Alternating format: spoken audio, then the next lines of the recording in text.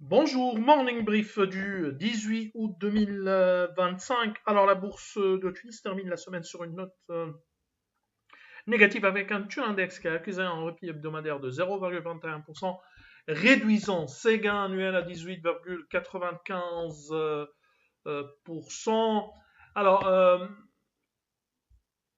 pour ce qui est des principaux écarts de la semaine, on a un Sokna qui monte encore de 13,1%, 30% sur le dernier mois. Ensuite, bien sûr, à la publication des indicateurs d'activité en forte reprise. MG aligne une hausse de 7,36%, 3,76% de gain pour BH Leasing, sa filiale donc de leasing qui monte également de 3,75%. BNA progresse de 2,47%, 2,34% de hausse pour TPR et NACL qui monte de 2,21%, 2% de progression pour STB. Parmi les principales baisses de la semaine, on a un Sotetel qui recule de 7,62%, 3,78% de repli pour Cycle Siam, lâche 3,16%, 2,99% de perte pour Monoprix SMBT qui perd encore également de 2,97%, 5% de perte également sur le dernier mois, 2,63% de repli pour Daily Holding, en recul de 2,45% pour Unimed où Equity Capital déclare avoir franchi à la baisse le seuil de 10% du capital de la société. Le déclarant détient, après ce franchissement de seuil, une participation de 9,21% dans le capital de la société pharmaceutique. Equity Capital déclare qu'il envisage de poursuivre la cession de ses actions.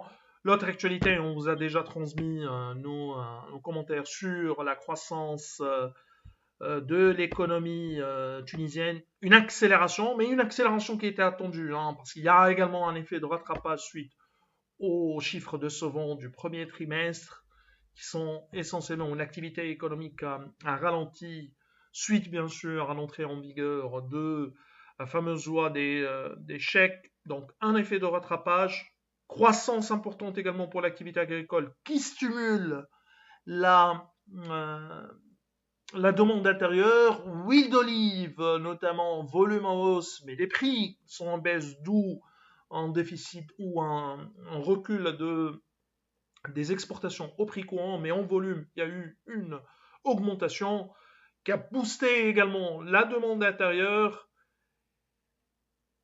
un contexte de devise favorable qui permet également de réduire le déficit en volume, on dit encore une fois en volume, à signaler la consolidation du rebond de la construction, mais également les indicateurs de services, notamment des activités touristiques, à signaler que les activités financières sont encore en difficulté, 6,8% de perte de la valeur ajoutée, leur valeur ajoutée, et ça on le sait parce qu'en volume les crédits ralentissent, voire baissent, et ça c'est pas une bonne nouvelle pour la poursuite de cette dynamique au niveau du T2, au niveau du S2 2025.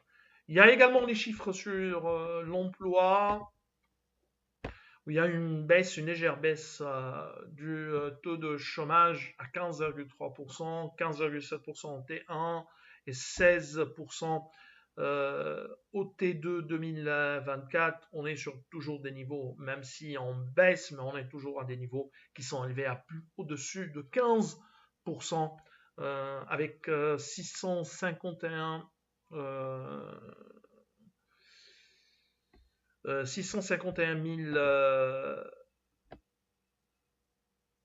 chômeurs, alors que c'était 602 000 au T2 2024. C'est tout ce qu'on a pour ce matin. Nous vous remercions pour votre attention. On vous donne rendez-vous pour demain matin. Au revoir à demain.